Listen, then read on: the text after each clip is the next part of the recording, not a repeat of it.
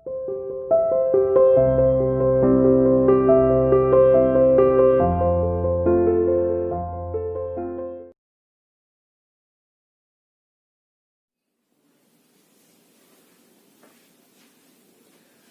Morning student, welcome to CR international school online classes.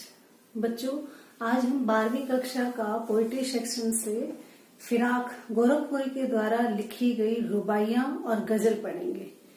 रुबाइयां क्या होता है? आप पद से परिचित हैं, आप दोहों से परिचित हैं, आपने समये पढ़े, आपने चौपाई पढ़ी। इसी तरह से रुबाइयां भी लिखी जाती हैं। रुबाइयों में क्या होता है कि 4 लाइनें होती हैं और 4 लाइनों में जो तीसरी लाइन है उसकी जो साउंड है वो पहली, दूसरी और चौथी लाइन की साउंड से मैच नहीं करती। यानी आखिरी जो शब्द है वो एक ही साउंड में निकलेगा, एक ही साउंड रहेगी। उसका आखिरी जो है वो तुक जो है वो अंत जो है वो एक जैसा होगा। कौन कौन सी लाइन का? पहली लाइन का, दूसरी लाइन का और चौथी लाइन का। तीसरी लाइन अलग होती है, इसलिए इसे रुबाइयां कहा जाता है। अब रुबाइयां, पहले आपके पास यहाँ पर 2 कविताएं हैं, एक रुबाइयां और दूसरी गजल।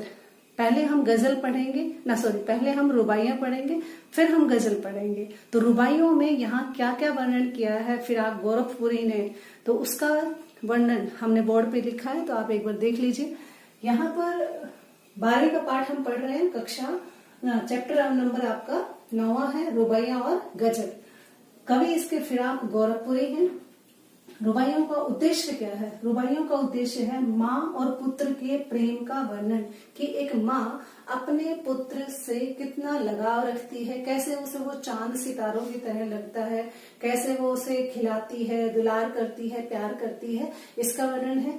दूसरा ये बताया कि वात्सल्य रस का प्रयोग, कि इस पाठ में यानी इन रुबाइयों में आपको वात्सल्य रस, आपने 10वीं में पढ़ा वात्सल्य रस, कि एक माँ और पुत्र यानी संतान के प्रति, चाहे वो माता है चाहे पिता है, यदि वो प्रेम दिखाता है या ममता दिखाता है तो वो वात्सल्य रस कहलाता है।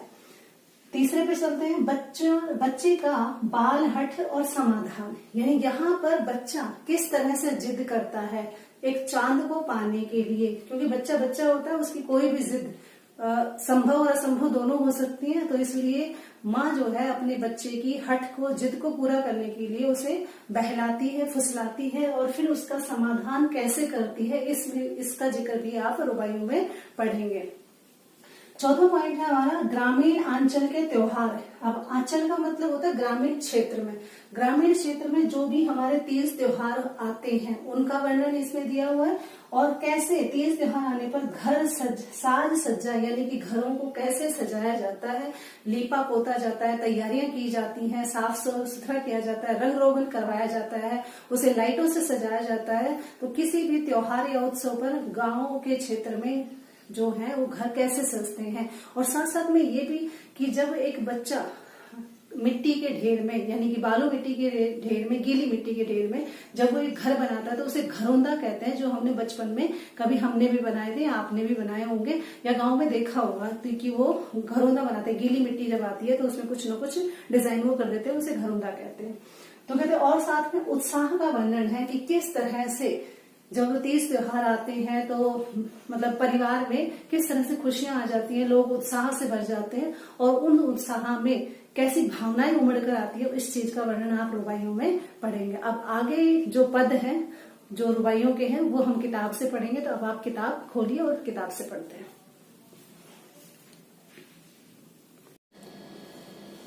बेटा, पोएट्री सेक्शन का ये जो पाठ है आपका रुबाइयां, रुबाइयों का मतलब क्या होता है? रुबाइयों का मतलब है कि जो भी पद लिखा हुआ है हमारा, ये इसमें 4 चरण है, यानी कि 4 लाइनें हैं, पहली, दूसरी, तीसरी और चौथी।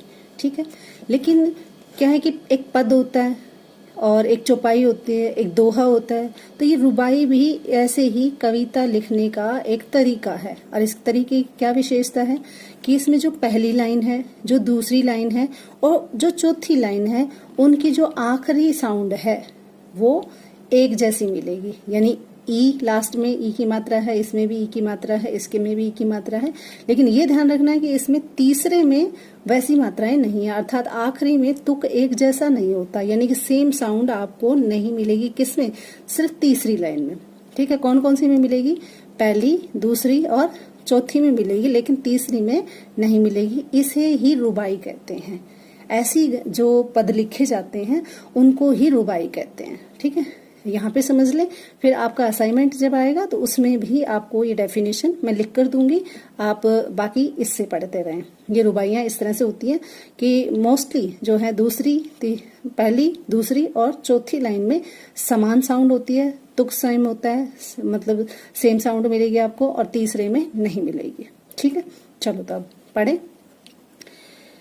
आंगन में लिए चांद के टुकड़े को खड़ी, यानी आंगन में लिए यानी अपने आंगन में चांद के टुकड़े को। अब आपने देखा होगा माँ जो है वो अपने, यहाँ पर ये आसमान वाला चांद नहीं है, यहाँ पर है चांद के टुकड़े को।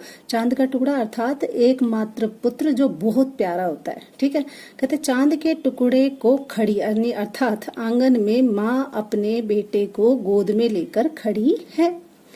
हाथ पे झुलाती है उसे गोद भरी, कभी वह उसे हाथ पे का मतलब से, हाथ से झुलाती है, उसे गोद भरी यानी गोद में भरकर वह उसे कभी हाथ से झुलाती है।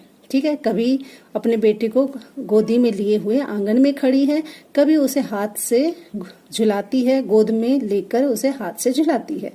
रह रह कर हवा में जो लोका देती है, लोका का मतलब होता है उछालना।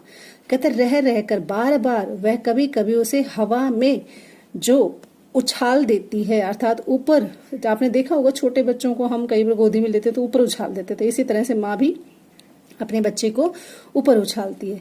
गूंज उठती है खिलखिलाते बच्चे की हंसी। जब माँ ऐसी क्रियाएं करती है, उसे गोद में लेती है, कभी उसे हाथ से झुलाती है, कभी उसे गोद में उठाती है, कभी कभी बीच बीच में हवा में उसे उछाल देती है, तो इस तरह की गतिविधियों से गूंज उठती है, यानी सारे वातावरण में बच्चे की हंसी गूंज उठती है, अर्थात बच्चा खिलखिलाकर हंस पड़ता है। नहला के छलके निर्मल जल से। फिर दूसरा सीन दिखा रहा है कि माँ अपने बच्चे से कैसे मतलब प्रेम दिखा रही है।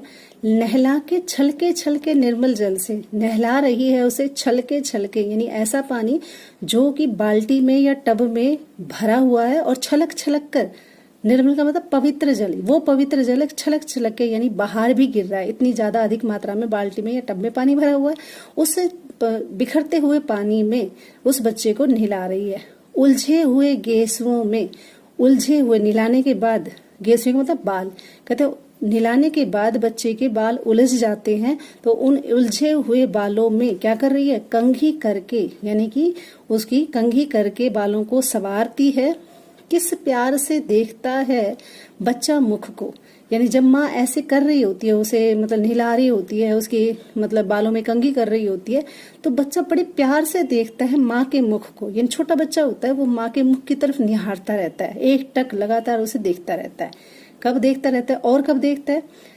जब घुटनियों में लेके, जब घुटनों में, यानी माँ अपने गोदी में लेकर घुटनों में लेके है पहनाती कपड़े, जब उसे कपड़े पहनाती है तब वो बच्चा अपनी माँ के मुख की तरफ देखता रहता है, उसे निहारता रहता है और छल के पानी से नहलाती है, उसकी कंघी करती है, और इस दौरान जब उसे कपड़े पहनाती है तो बच्चा माँ के मुख की तरफ देखकर निहारता रहता है।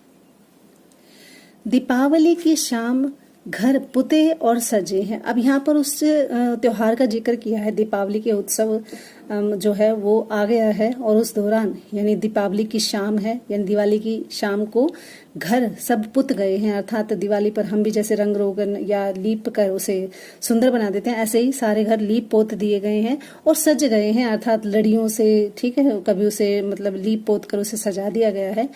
चीनी के खिलौने जगमगाते लावें, और चीनी के खिलौने यानी जो भी आपने चाइनीज लाइटें वगैरह होती हैं उनके खिलौने या लाइटें जगमगाते लावें, यानी सब ने लगा दी हैं, जगमगा कर वहां पर अपने मकानों में लाइटें लगा दी हैं। वो रूपवती मुखड़े पे, यानी वो रूपवती, अब यहाँ पर माँ के लिए कहा गया वो, यानी वो माँ रूपवती, यानी कि माँ का मुख भी बड़ा सुंदर है, अर्थात कहने का मतलब माँ का चेहरा भी बड़ा आकर्षक है। आज माँ भी बड़ी सुंदर लग रही है। मुखड़े पे यानी उसके मुखड़े पर भी एक नरम दमक, यानी उसके चेहरे पर भी एक कोमल, क्या है, दमक का मतलब चमक बनी हुई है। आज वो भी बहुत सुंदर लग रही है और उसके चेहरे पर भी एक अलग ही रोशनी है, अलग ही उत्साह और उमंग है। बच्चे के घरौंदे में जलाती है दिए और माँ सज धज कर, ठीक है, यानी कि घर सज गए हैं चीनी खिलौनों से और लाइटों से, और रूपवती मुखड़े पे यानी माँ ने भी खूब सुंदर अपने रूप वाले, सुंदर मुख वाले मुखड़े को सजाया है, और उसकी जो चमक है, दमक है, वो चेहरे पर बनी हुई है। और बच्चे के घरौंदे में जलाती है दिए, और माँ ने सज धज कर दिवाली की शाम को बच्चे के घरौंदे, घरौंदा होता है बेटा कच्ची मिट्टी से कई बार बच्चे बना लेते हैं, आपने गाँव में देखा होगा। बच्चे के घरौंदे में जलाती है दिए, माँ भी अपने बच्चे के घर के में जो मिट्टी का बनाया है उसमें दिए जलाती है, अर्थात वो भी उसके घर को भी रोशन करती है। चाहे वो भले ही मिट्टी का बनाए, लेकिन माँ चाहती है कि उसके घर में भी रोशनी हो, अर्थात उसका भविष्य भी उज्जवल हो। क्योंकि हम भी देखा, आपने भी देखा होगा, कितनी पुरानी हवेलियां क्यों ना हो, आप छोड़ आए हो, लेकिन आप उसमें दिया जरूर जलाते हैं, ताकि वहां पर भी क्या है, मतलब खुशी और उमंग बनी रहे। इस तरह से माँ ने भी अपने जीवन के भविष्य, अपने बच्चे के भविष्य के लिए उसके घर में भी एक दिया जलाया है। आंगन में ठुनक रहा है जिद आया है। अब यहाँ पर उस अनभोल बच्चे के बालपन की अठखेलियां दिखाई गई हैं कि आंगन में ठुनक रहा है, अर्थात आंगन में क्या कर रहा है, सुबक सुबक कर रो रहा है। ठुनक का मतलब कई बार आपने देखा बच्चे नाराज हो जाते हैं, ठीक है, तो वो आंगन में ही बैठे बैठे ठुनक रहे होते हैं, थोड़ा रो रहे होते हैं, बनाव कर रहे होते हैं। कहते ठुनक रहा है जिद आया है, यानी कि जिद पर आ गया है। आंगन में बैठा बैठा रो रहा है और जिद पर आ गया है। क्या जिद है? बालक तो ई चांद पे ललचाया है, यानी कि वह बालक तो यही चांद पे ललचाया है, यानी बालक को कौन सा चांद पसंद है? माँ को तो गोदी का चांद पसंद है, लेकिन बालक को आसमान में जो चांद है वो दिखाई दे रहा है और वो उस पे उसको लालच आ गया है, अर्थात वो उस पर इतरा रहा है और कह रहा है कि नहीं, मुझे तो वही चांद ला कर दो जो आसमान में दिखाई दे रहा है। अब माँ बेचारी दुविधा में पड़ गई कि कैसे करे। बालक तो बालक होता है, वो तो ठुनक रहा है, नाराज हो रहा है, रूस रहा है, जिद भी कर रहा है क्या कि मुझे तो आसमान का चांद लेके, वो वाला जो ऊपर दिखाई दे रहा है गोल गोल सुंदर है, वही वाली चीज लाके दो। तो अब माँ उसे कैसे बहलाती है, देखिएगा। दर्पण उसे देके कह रही है माँ। अब बच्चा है, बच्चा तो कोई भी जिद कर सकता है, उसे क्या पता कि ऐसा असंभव हो सकता है। तो माँ ने क्या किया, दर्पण उसे दे के कह रही है माँ, यानी दर्पण का मतलब उसे शीशा दे दिया, यानी आपने देखा आईना, उसे शीशा या आईना दे दिया माँ ने, और उससे कह रही है कि देख आईने में चांद उतर आया है, कि देख आईने मतलब शीशे में चांद आ गया। आपने भी देखा होगा कि जब आप शीशे को चांद के सामने करते हो तो चांद की जो छाया है वो शीशे में नजर आती है। तो ऐसे में माँ ने उस बच्चे को बहलाने के लिए और उसकी जिद को पूरा करने के लिए, ठीक है, उसके सामने शीशा रख दिया और शीशे में जो चांद का प्रतिबिंब है, चांद की छाया है, वो सीधी पड़ रही है। तो कहती है देख आईने में चांद उतर आया। कहते क्यों जिद कर रहा है, देख तेरे पास चांद आ गया है। और ऐसा करने से क्या हो गया, बच्चा, नाराजगी उसकी दूर हो गई और वो क्या है, खुश हो गया कि हाँ माँ ने मेरा काम कर दिया, ठीक है। और बच्चा है, बच्चा जिद भी कर लेता है। तो इस तरह से माँ ने उसका उपाय निकाला कि उसने आईने में आईने में चांद दिखाकर ये कहा, देख मैं तेरे लिए धरती पर चांद ले आई हूँ। और वो उसे छू रहा है, उसे टच कर रहा है और उसे पकड़ने की कोशिश कर रहा है, लेकिन उसे तो, माँ को तो पता है कि चांद की छाया है, चांद नहीं है, लेकिन बच्चा उसे सच में ही चांद समझ रहा है, मान रहा है। आपके पास किताब है, आप उसमें भी इस चित्र को देख सकते हैं। देखिए माँ ने दिवाली पर सारे घर को सुंदर तरीके से सजा दिया है, ठीक है। और यहाँ पे ये दर्पण है और दर्पण में बच्चे का मुख दिख रहा है। इसी तरह से माँ ने भी इस दर्पण में उस चांद को दिखाने की कोशिश की है कि देख चांद जो है वो धरती पर आ गया है।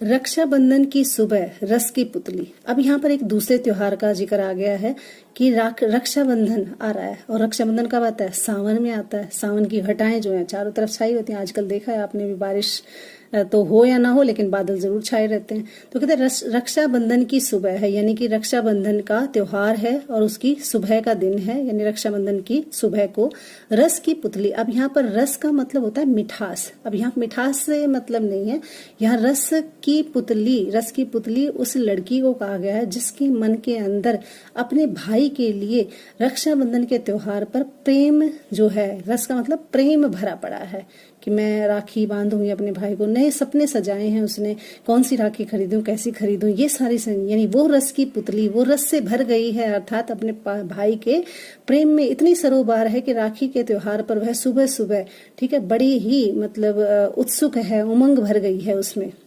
छाई है घटा, यानी कि रक्षाबंधन की सुबह आसमान में घटा मतलब बादल छाए हुए हैं गगन में, कि हल्की हल्की कि गगन में हल्के हल्के बादल और हल्की हल्की हवा चल रही है, अर्थात बादल हैं और हल्की हल्की हवा चल रही है। बिजली की तरह चमक रहे हैं लच्छे, यानी कि बहन ने रक्षाबंधन पर राखियां बांधती है बहन, ठीक है, और रस की पुतली कौन होगी? वो बहन जिसके हृदय में भाई के लिए बड़ा प्रेम है। कहते वो रस की पुतली बिजली की तरह चमक रहे हैं लच्छे। उसने जो राखी सेलेक्ट की है अपने भाई के लिए, जो अपनी राखी उसने मतलब देखी है अपने भाई के लिए, खरीदी है, वो बिजली की तरह चमक रहे हैं लच्छे। लच्छे का मतलब वहां पर आपने देखा होगा धागे वगैरह या मन के या कोई मोती। आप बहनें जब राखी खरीदती हैं तो वो उसकी चमक का बड़ा ध्यान रखती हैं, अपने भाई का चेहरा उनके सामने होता है और वो सोचती हैं कि मैं राखी जब खरीदूं तो ऐसी अनोखी खरीदूं अपने भाई के लिए जो शायद संसार में किसी के पास ना हो, ठीक है। हर बहन का यही मन होता है, क्योंकि उस समय उसे अपने भाई से इतना लगाव नजर आता है कि शायद उसको लगता है कि मेरे भाई से प्यारा और कोई नहीं है, ठीक है। तो इसलिए चाहे वो कितनी महंगी राखी हो लेकिन वो खरीदती जरूर है और उसकी चमक का भी ध्यान रखती है, ठीक है। तो कहते बिजली की तरह चमक रहे हैं लच्छे, यानी वो जो राखी खरीदी है उसके जो लच्छे हैं अर्थात जो डोरियां हैं, जो चमक है, कहते वो बिजली की तरह चमक रही है। भाई के हैं बांधती चमकीती राखी, और ऐसी राखी खरीद कर वे बहनें अपने भाई को राखी बांधती हैं, चमकती राखी बांधती हैं, जो वो सेलेक्ट करके लाई है अपने भाई के प्रेम को प्रकट करती हैं। ऐसा प्रेम यहाँ पर दिखाया गया है कि बहन अपने भाई के लिए कितना ध्यान रखती हैं, राखी को सेलेक्ट करते हुए भी ये ध्यान रखती हैं कि कैसी चमक है, कैसा सुंदर लगेगी या नहीं लगेगी, इस तरह की यहाँ पर जिक्र किया है। तो हमने यहाँ पर 2 त्योहार पढ़े हैं, रक्षाबंधन का सावन के महीने में आता है जो, और दीपावली का, और फिर एक बच्चे का जिक्र हमने किया है कि माँ उसे कैसे। तो यहाँ पर ऊपर जब आप देखेंगे तो इसमें वात्सल्य रस है, क्योंकि यहाँ पर माँ और बेटे के बीच में प्रेम दिखाया गया है, और कैसे एक माँ अपने नटखट बच्चे की जिद को पूरा करती है ये भी दिखाया गया है। और जो त्योहार है, कहने का मतलब यहाँ पर है कि कुल मिलाकर ये ग्रामीण चित्र है जिसमें छोटे मोटे जो शब्द हैं वो देशज लिए गए हैं। देशज का मतलब जो देहाती में बोले जाते हैं, ठीक है, कंगी करना, पहनाना, घुटने, ठीक है, गेसवे और लोका देना, ठीक है, ये सारी चीजें जो है ग्रामीण अंचल के शब्द हैं, देसी शब्द हैं जो हमारे देहात में बोले जाते हैं। तो यहाँ पर पूरी तरह से ये दिखाया गया है कि गांव में जो सुंदरता है वो किस तरह से दिखाई जाती है, कौन कौन से त्योहारों के बीच में कैसा कैसा होता है। तो ये जो रुबाइयों वाला पार्ट है या पद है ये यहीं पर खत्म होता है, और अगले वीडियो में हम इसी पार्ट का सेकंड पार्ट है गजल, वो पढ़ेंगे। तब तक आप इसे अच्छे से पढ़ते रहें और ध्यान से इसे सुने, और अगर जहां दिक्कत आ रही है तो दोबारा वीडियो चलाकर आप दोबारा इस पर प्रैक्टिस करें। धन्यवाद।